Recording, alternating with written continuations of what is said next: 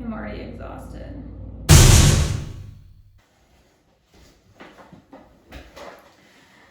Hi, welcome back to my channel. My name is Catherine, and I started this channel over 6 years ago when I was beginning my first Disney college program. That was back in 2014. I accepted and did the college program in 2015.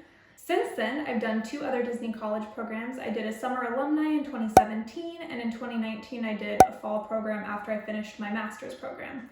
So in between all that, I moved to France 4 different times for school, for research, for work, and again for school for my master's. And I lived in New York for a year, getting my master's at New York University in French studies.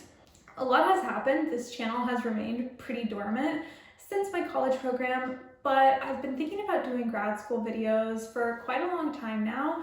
I didn't end up doing any of the application process, but I've been really inspired lately by some other YouTubers who I'll link their description down below if you're interested in grad school videos. They do really great things. I've been watching by Jamie Ann, and then I've also been watching a lot of Kaylin Apple, who does, her channel name is The Redhead Academic, or The Academic Redhead. Can't remember, but I'll put it down in the description.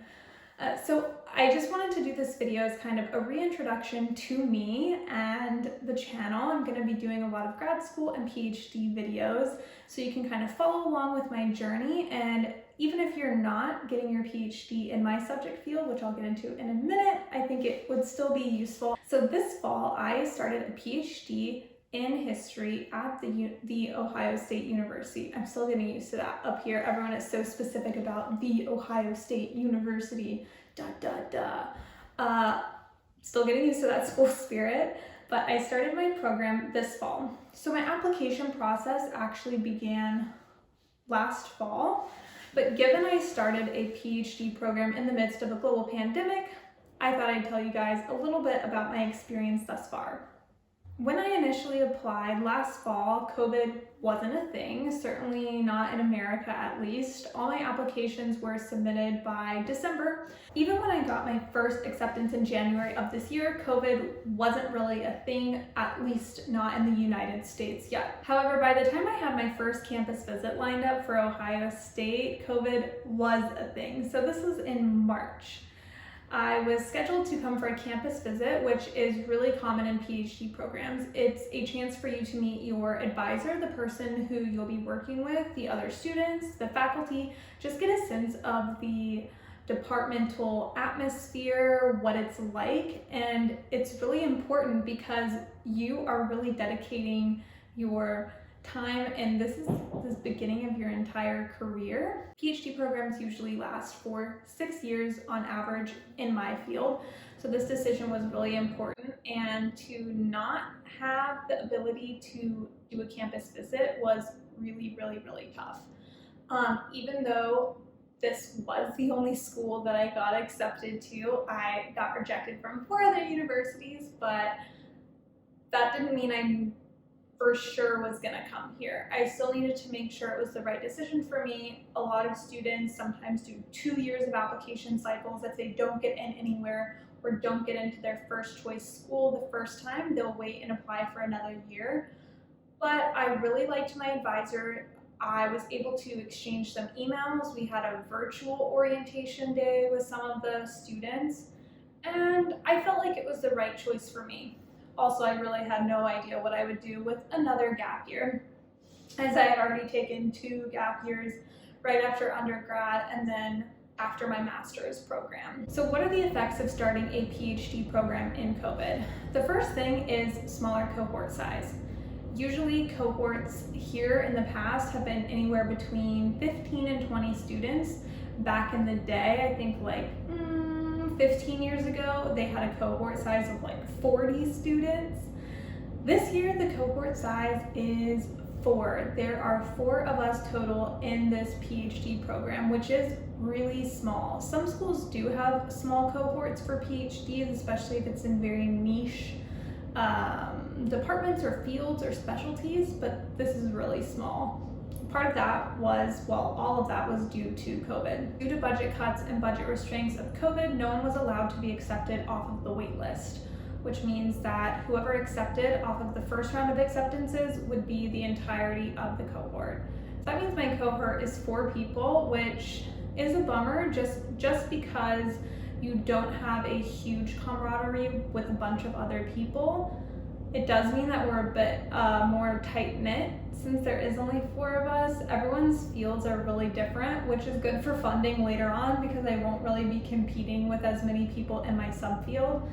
Someone's doing comics, someone is doing the gay rodeo circuit, and then the last student is studying Byzantine and the antiquity, and then I am studying modern European history. So we've got a range of disciplines, which is interesting and exciting, but that is one of the downsides of COVID, is that there are only 4 of us, so there's a limited amount of people that you will be interacting with. The second big thing is funding. So fortunately, my funding wasn't affected by COVID, but a lot of people in graduate programs who were not given hard promises of funding, but were given the statement, usually you'll have 5th year funding or post 5th year funding, they weren't able to get extra funding to continue their studies, which is a bit disconcerting for future years, but fortunately, I was accepted off of a fellowship, so I don't have to deal with that.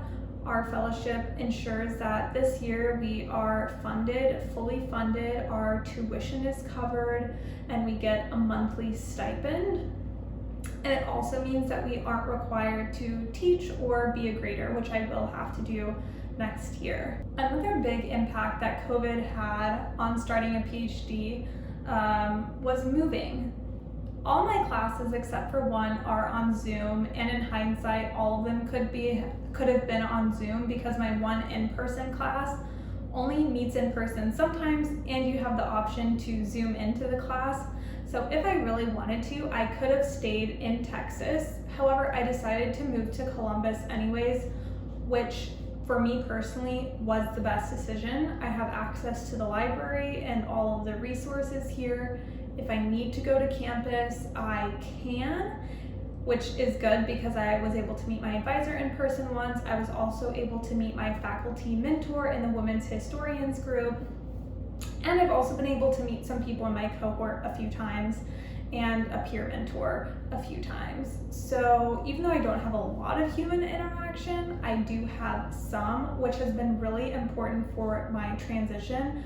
I think had I stayed at home and just lived with my parents, my mind wouldn't have been in the school mode. So it's really helped me to focus and really get serious about my first semester as a PhD student. That said, moving was really hard and complicated. It's the second time I've moved in a pandemic because I had to move back from France in mid-June and then moved up here to Ohio in August. It's hard to find places in a pandemic. You don't know what you're getting into. I really lucked out. I have a great roommate. I have a great place, but I couldn't look at anything before I moved here. I couldn't come up ahead of time. I only had one shot to find a place online, move here in one fell swoop. My dad helped me move, but moving is really complicated and it is a big decision. I think if you are on a tight budget, definitely could consider staying at home with the parents and saving probably a few $1,000s on rent. But for me, being here despite it being COVID was important just for my mental, I wouldn't say sanity per se, because I feel like I would be a lot saner with my dog Ranger, but it's helpful just for getting in that school mode. That being said, all my classes are on Zoom, which means I am at my computer 90% of the day. My classes are on Zoom, my meetings are on Zoom. Anytime I go to office hours, it's on Zoom, except for this one in-person class, which I've been to probably 5 or 6 times, and we're towards the end of the semester. So I'm really not on campus all that much. It can be really tiring mentally. It's emotionally draining. It is physically draining, just really strains the eyes. A lot of my readings I don't have in paper form.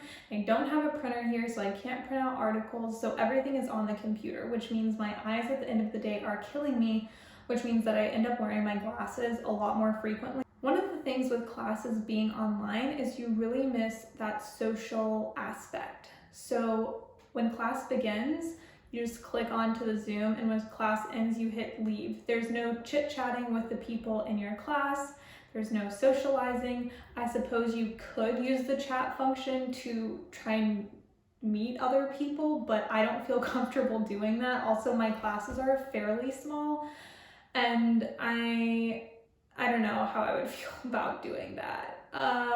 So anyways, what that means is the only people I've really interacted with outside of class are the people directly in my cohort. So like I said earlier, 3 other people.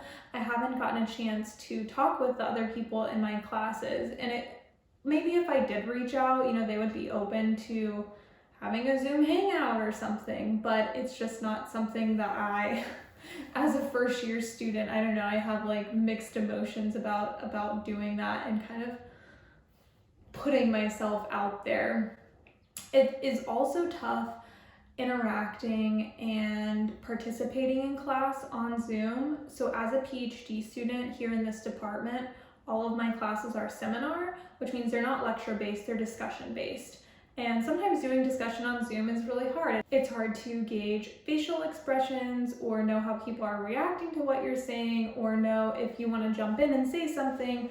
It is just really hard to read the room, and depending on the class size, that also changes the dynamic. My smallest class size is 7 students, and my largest class size is 15 students.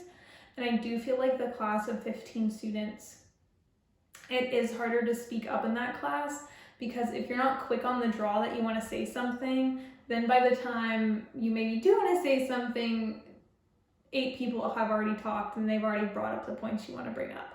And I think in a classroom, I would feel more comfortable just like really jumping in there. But because it's on Zoom, I'm with a lot of students who are in the 2nd or 3rd year of their doctoral studies. It's just really tough breaking into that environment. And I feel like if it wasn't on Zoom, that would change. So COVID has definitely affected how I interact with people. It definitely makes the process a lot lonelier because you're not hanging out with people after class or mixing and mingling with people before class. It just kind of, you have to do that yourself if you want to hang out with anyone, or it's COVID, so who are you really hanging out with? Like I said, I've hung out with the people in my cohort a few times. It's been like outdoors with masks at a park. So you do what you can, but it does mean that it can be very, very isolating. Overall, that's been my experience thus far with starting a PhD in a pandemic. I'll say the things that have helped have been my advisor, who's been super amazing through the whole process. At the beginning, when I first moved here, we were having weekly Zoom meetings. Essentially every Friday we would chat. He's been incredibly helpful, just making sure that I am on track with everything that I should be doing, with setting goals for my first year and my long-term goals, getting a solid idea for my dissertation, and also connecting me with some of his other students just to make sure I do have people to talk to if I need it. I hope this video was interesting. I am going to be making more videos. Some of the videos that I would like to make are, what is a history PhD? That is going to be an upcoming video because none of my friends seem to know what I'm doing. And I don't even think some of my friends who have gotten masters really understand what a PhD is, which is totally fine, because before I started looking into it, I definitely had no clue what it was going to be like. So just kind of explaining that process, and then daily vlogs and other things. If there's anything you're specifically interested in learning about with a PhD in history or grad school in general, just let me know, and I will do my best to either respond directly or to make a whole video about it. Thank you guys for watching, and I'll see you guys in the next video.